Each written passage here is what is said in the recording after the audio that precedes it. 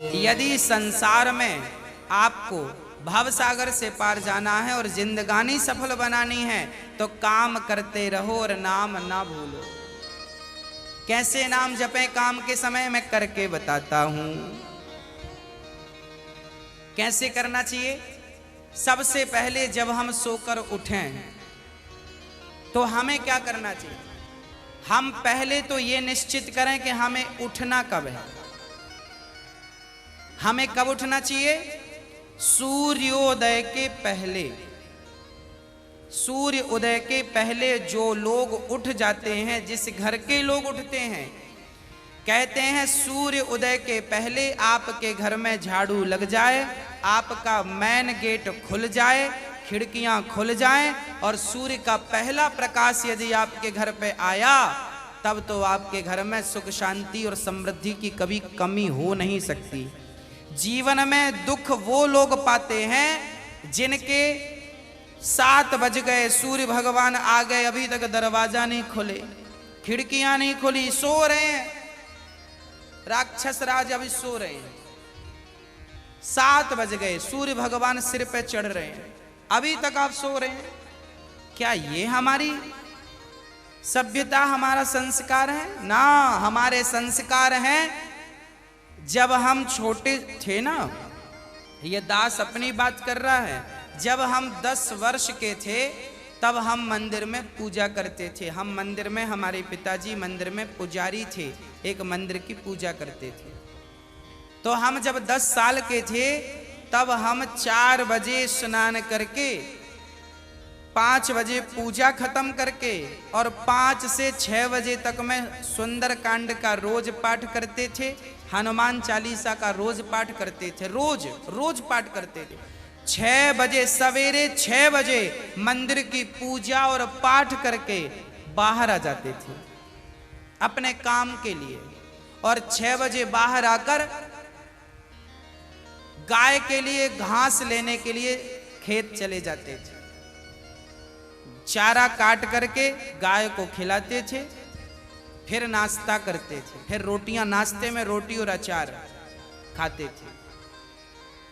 हाँ, कभी गुड़ भी खा लेते थे रोटी के संग। ये दिनचर्या थी। पहला काम हमारा भगवान को धन्यवाद देना होना चाहिए, गौ सेवा होनी चाहिए। ये हमारे संस्कार, हमारा रक्त, हमारे रक्त में है ये। बिना पूजा किए अच्छा ही नहीं लगता। तो क्या करो? सूर्य उदय के पहले, सूर्य भगवान कब उदय हो रहे हैं? लगभग आप 5:30 बजे बिस्तर त्याग दो। बिस्तर त्यागने के पीछे भी कारण कैसा है, कैसे त्यागना है? डायरेक्ट उठ के चलना नहीं है। सबसे पहले जैसे ही आपकी आंख खुले, आंख खोलते ही राम नाम ते ही सुमिरन कीन्हा, हृदय हरस कपि सज्जन चीन्हा, यही सन हठ करी हूं पहचानी, साधु ते हो ही न कारज हानि। हनुमान जी जब लंका में गए और विभीषण की कुटिया पर गए तो विभीषण सवेरे 4 बजे जागे और जागते ही उन्होंने क्या बोला? राम। अर्थात आप जब जागें तो जागते ही राधे कृष्ण, सीताराम, श्रीमन नारायण, भगवान का नाम हरे कृष्ण कृष्ण कृष्ण हरे जपें। भगवान का नाम लेते हुए बिस्तर से उठें, उठकर बैठ जाएं। बिस्तर पर सीधे पड़े थे, उठ के बैठ गए। बैठकर क्या करना है? भगवान का नाम, हे प्रभु आज का दिन आपने दिया उसका धन्यवाद। फिर दोनों हाथ का ऐसे मंथन करना चाहिए, और जब हाथ गर्म हो जाए तो फिर हमें हथेली को ऐसे खोलना चाहिए। खोलने के बाद हमें एक मंत्र पढ़ना चाहिए। मंत्र याद ना हो तो आप ऐसा करो, कराग्रे वसते लक्ष्मी, कर मध्य सरस्वती, कर मूले तु गोविंदा, प्रभाते कर दर्शनम। कराग्रे वसते लक्ष्मी, कर के अग्रभाग में लक्ष्मी का वास होता है। यहाँ कराग्रे वसते लक्ष्मी, कर मध्य सरस्वती, यहाँ सरस्वती का वास होता है, और पूरे हाथ में भगवान कृष्ण का, नारायण का वास होता है। कर मूले तो गोविंद। तो दोनों हाथों का मंथन, यहाँ लक्ष्मी का ध्यान सवेरे करेंगे तो आपके घर में लक्ष्मी आएगी, सवेरे से ध्यान होगा। सरस्वती का चिंतन करेंगे तो आपकी वाणी से दिन भर कोई गलत शब्द नहीं निकलेगा, गलत वाक्य नहीं निकलेगा, गलत विचार नहीं निकलेंगे, आपकी वाणी से कोई दुखी नहीं होगा। और गोविंद का ध्यान करेंगे, मेरे नारायण मेरे कृष्ण का ध्यान करेंगे तो आपको सब कुछ मिलेगा। तो पहले दोनों हाथों का मंथन करके दर्शन करें, फिर दोनों हाथों का मंथन करके जब हाथ गर्म हो जाएं तो अपने चेहरे पर लगाएं, अपने नेत्रों पे वो हाथ लगाएं। और उसके बाद सबसे पहले उठकर आप अपने बच्चों को ये चीजें समझाएं। सबसे पहले उठकर आप पृथ्वी माता को प्रणाम करें। पृथ्वी माता को, हे पृथ्वी माता आपका धन्यवाद, आपने हमें एक अवसर दिया है। आपके ऊपर हम कितना पाप करते हैं, हाँ, मलमूत्र जैसी गंदगी त्यागने के लिए हम मजबूर हैं। माँ हमें क्षमा करना, पृथ्वी माँ को प्रणाम करना चाहिए। उसके बाद आप अपना पांव बिस्तर के नीचे रखें, हाँ, उसके बाद बिस्तर के नीचे पांव रखें। और सबसे पहले सवेरे बढ़िया सा पानी पेट भर के पीना चाहिए। मैं थोड़ा स्वास्थ्य की बात भी आपके लिए कर दूं।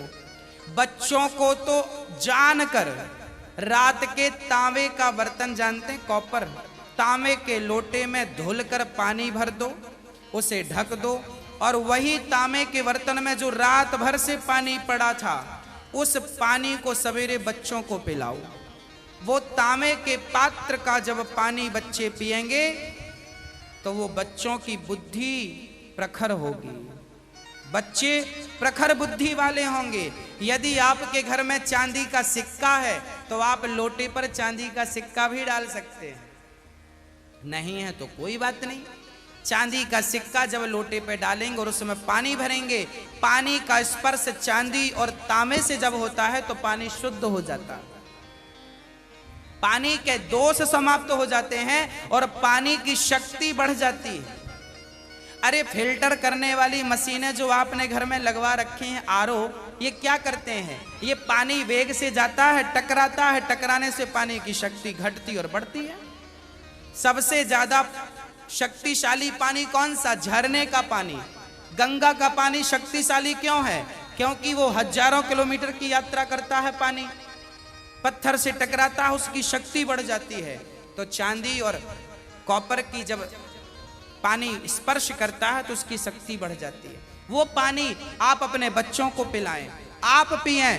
1 लीटर पानी सुबह बच्चों को पिलाएं उठकर। और बच्चों को जब पानी पिलाएंगे, पेट में पानी जाएगा तो पेट की सारी गंदगी साफ होगी, आप अपनी क्रियाओं से निवृत्त हों। और उसके बाद आप स्वच्छ कपड़े पहने और सबसे पहले हिंदू परंपरा के अनुसार 1 लोटे में जल भरें, तांबे के लोटे में, और सबसे पहले बच्चों के हाथ से 1 लोटा जल सूर्य भगवान को चढ़वाएं।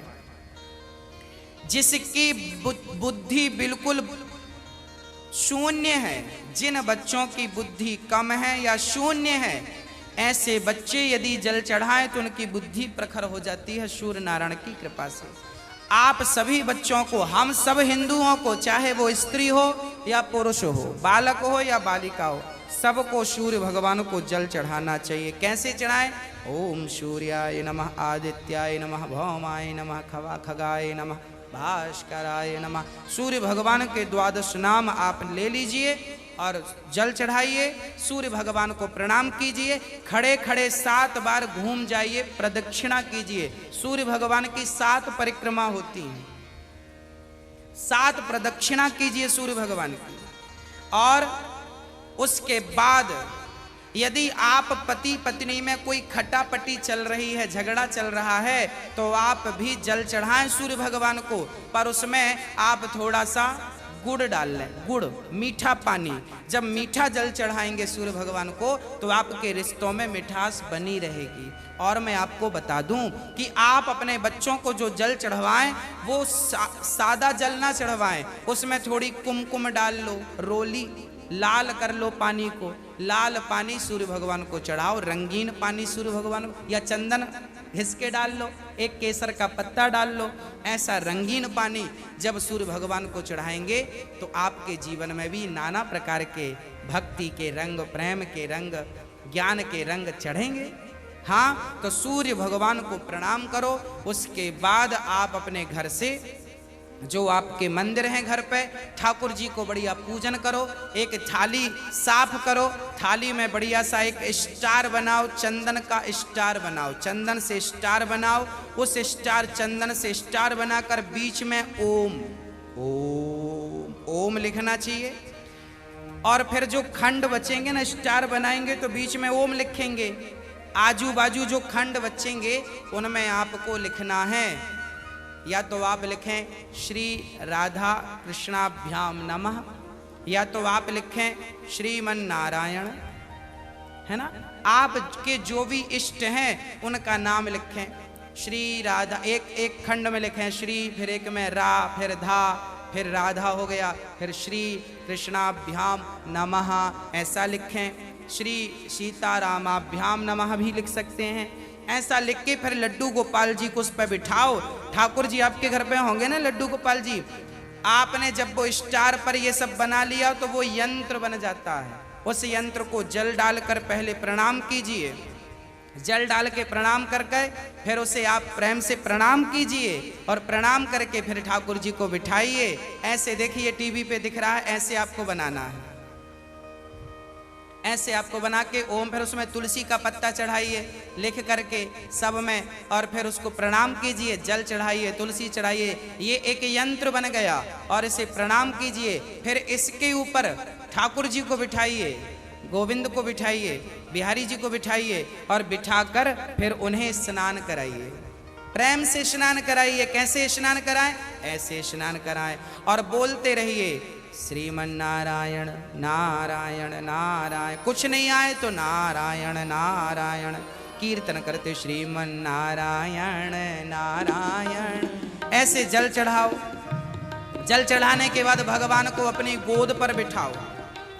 अपनी गोद पर बिठाकर बड़े प्रेम से उन्हें बढ़िया कपड़े से पोंछो, साफ करो। बच्चे को भी आप नहला के पोंछते हैं, बच्चे को बढ़िया पोंछिए, उन्हें साफ करिए। और जब भगवान को आप बढ़िया से साफ करें, उसके बाद उन्हें उनकी आसन पर बिठावें, और आसन पर बिठाने के बाद उनको फिर बढ़िया से वस्त्र पहनावें, और वस्त्र पहनाने के बाद उनका श्रृंगार करें। श्रृंगार करने के बाद जब पूरा श्रृंगार हो जाए तो ठाकुर जी को दर्पण दिखावें, है ना।